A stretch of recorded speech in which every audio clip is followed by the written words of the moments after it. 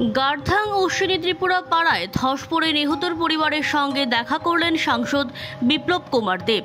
টানা বর্ষার ফলে গার্ধাং অশ্বিনী ত্রিপুরা পাড়ার মাটির ধস পড়ে দুই পরিবারের 7 জন প্রাণ হারায়।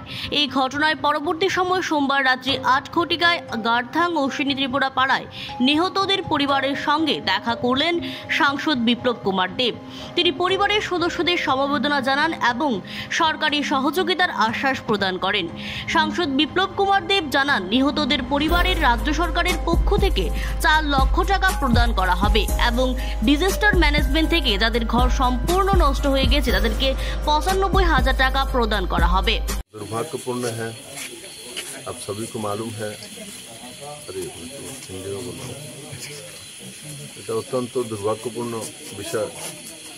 প্রাকৃতিক দুর্যোগ তো মোকাবেলা করা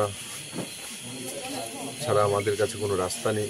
প্রকৃতির সঙ্গে তো লড়াই করা যায় না, কিন্তু অত্যন্ত কষ্টকর যে রিয়াং যে পরিবারগুলো, গরিব পরিবার, অনেক কষ্ট করে ছেলে মেয়েকে পড়াশোনা করেছে, বিএড করিয়েছে। অতিবৃষ্টির কারণে চারিদিকে ফ্লাড, আর এরা ঘুমন্ত অবস্থায় ছিল।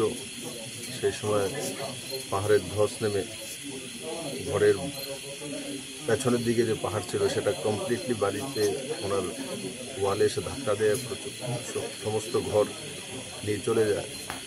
তো 7 জনের তৎক্ষণাতেই মাটির নিচে চাপা পড়ে মৃত্যু হয়ে যায়, ছোট্ট একটা শিশুসহ। আর বাকি 2 জন আমি এখন দেখলাম ইনজুরিজ হয়েছে, পায়ে হাতে পিঠে ব্যথা পেয়েছে। তাও আমাকে বললো তো 30 ফিট দূরে, মাটির এত স্পিড ছিল, 30 ফিট দূরে গিয়ে পড়েছিল, তো প্রাণে বেঁচে গেছে।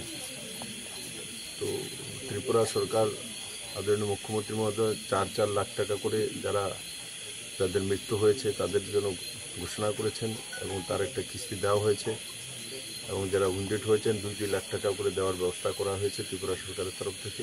Bureau report, জনদর্পণ।